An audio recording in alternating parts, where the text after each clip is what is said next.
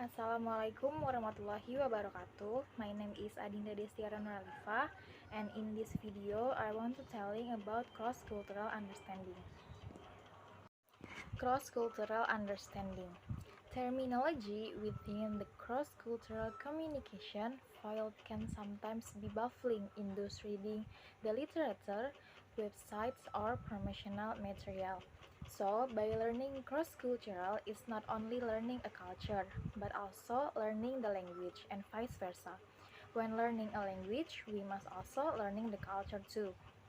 Language is applied in daily life basis. So by learning a language, it means you also use that language. So if you want to speak to people in another country, you must learn their languages first.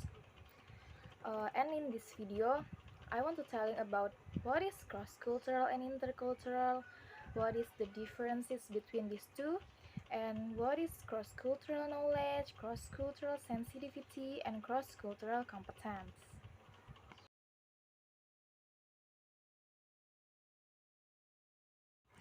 An intercultural is a communication or interaction from various cultures and languages in a community.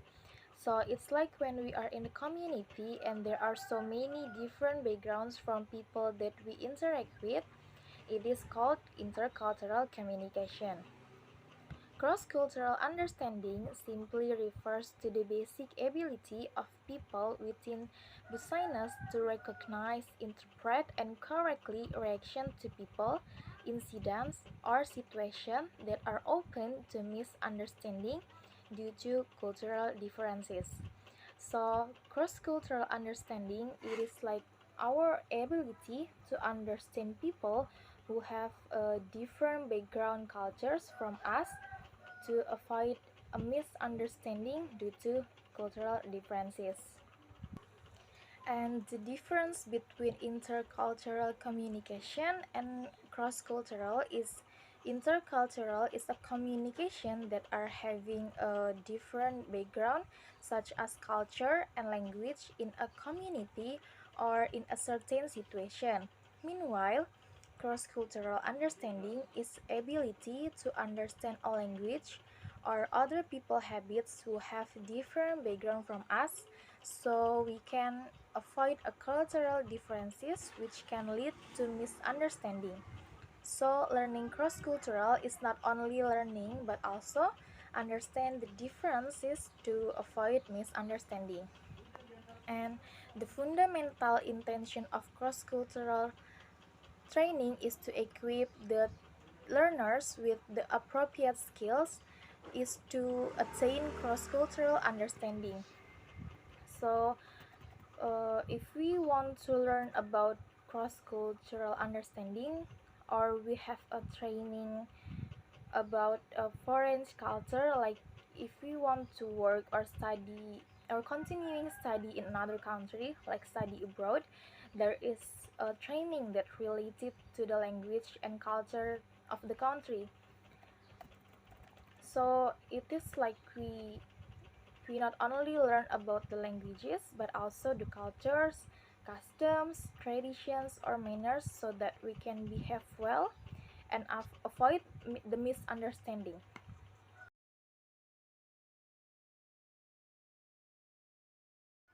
Once the foundations of cross-cultural understanding have been laid, the learners, either through continued training or experiences within the workplace, gradually attains a more acute appreciations of cross-cultural differences. The different types of appreciation are cross-cultural knowledge, cross-cultural sensitivity, and cross-cultural competence. Although all the terms may appear similar in the meaning, suitable differences exist between them. After getting to know other people culture in theory, there are three stages to understand other people culture. First, cross-cultural knowledge. Cross-cultural knowledge is critical to basic cross-cultural understanding. Without it, cross-cultural appreciation cannot take place. It refers to a surface level familiarization with cultural characteristics, values, beliefs, and behaviors. So, the first stage from cross cultural understanding is cross cultural knowledge. This stage is the earliest stage if we want to learning other people culture on the surface by reading or watching movies or YouTube, such as knowing and learning their values, beliefs, and how to behave well.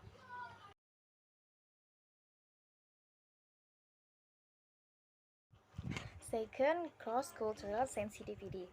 It is a natural byproduct of awareness and refers to an ability to read into situations, contexts, and behaviors that are culturally rooted and be able to react to them appropriately. A suitable response necessitates that the actor no longer carries his or her own culturally determined interpretations of the situations or behaviors, such as good or bad, right or wrong, so which can only be nurtured through both cross-cultural knowledge and awareness. In this second stage is cross-cultural sensitivity. So after we go through cross-cultural knowledge stage, we will know how to interact with other people from different cultures so that it will creates a sense of sensitivity, and also we can react and act appropriately and misunderstanding can be avoided. And when we already know in cross-cultural knowledge and being sensitive, we can make our own standard belief.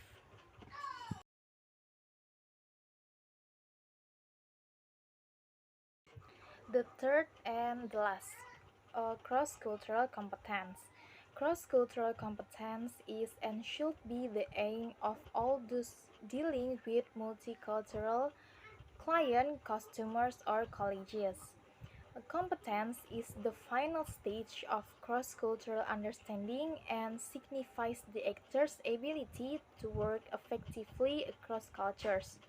Cross-cultural competency is beyond knowledge, awareness, and sensitivity in that it is the dedications, integrations, and transformations of all the skills and informations acquired through them applied to create cultural synergy within the workplace.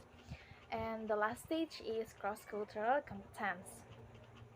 When we already making the cultures are our habits and have been attached to us, we already know how to act or behave and not making adjustment anymore.